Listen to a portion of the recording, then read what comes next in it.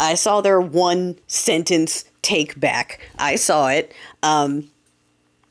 Just to recap, so this dude who, before spending a leisurely Monday golfing, because, when you're leading the country, you got to make sure you kick it off with a long weekend, especially when it's your first Monday in. You definitely want to take that one off and go golf at taxpayer expense.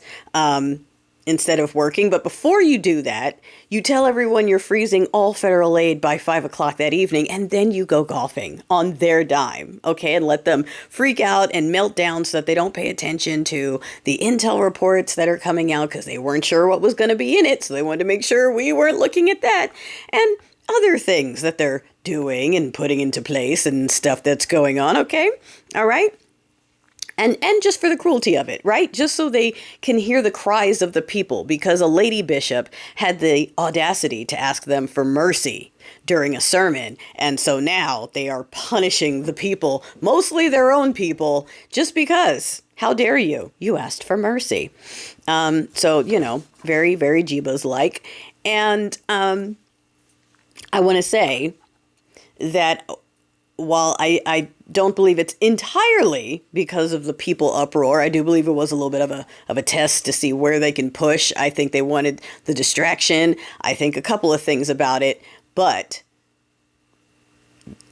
all the same, don't stop. Stay mad. Stay loud, because pressure does something. Mad gets shit done. We have to be strategic about it because they do want us in the streets. They want us in the streets so they can do the thing. So we have to try to avoid that. And that's going to be hard because the red hats, when they get upset, you know what they do. They don't try to be strategic. They just go outside and go, I'll take you to Orchid, and smear the walls, smear the wall. Like, that's how they solve problems.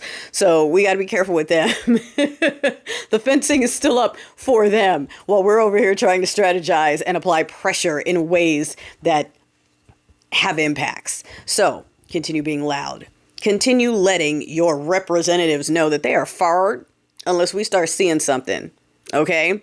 And if they were told to comply with something, investigation, or you know what? There was that hack. You know that hack that, the instant of the crowning ceremony, remember how they ran and immediately closed a whole bunch of DHS advisory committees, and one of them was looking into that hack from Chinese takeaway into the phones of the politicians' pay. That wasn't too long before the whole season of test. And, they shut that down like as soon as the crown was passed. And, and they also avoided that meeting that never happened, the intel meeting that they made sure was canceled, immediately wiped everything out.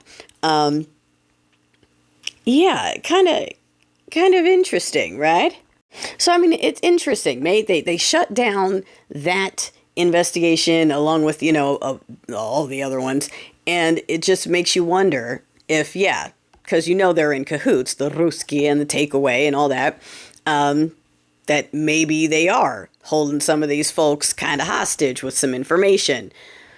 But I don't care what the excuse is, whether someone has info on them, whether they were instructed to be quiet, whether they're corrupt, whether they just gave up, and I really don't care. The answer doesn't matter right now. We're putting the fire under them, okay? Because if they're going to tell us that they're going to take the money and encourage us to pray and fight for ourselves, then we're coming for their jobs and that paycheck. And we'll see if that doesn't change something. It usually tends to change something when you say you're going to take the rug out from under them and we're not keeping them there anymore, if that's what it's going to be.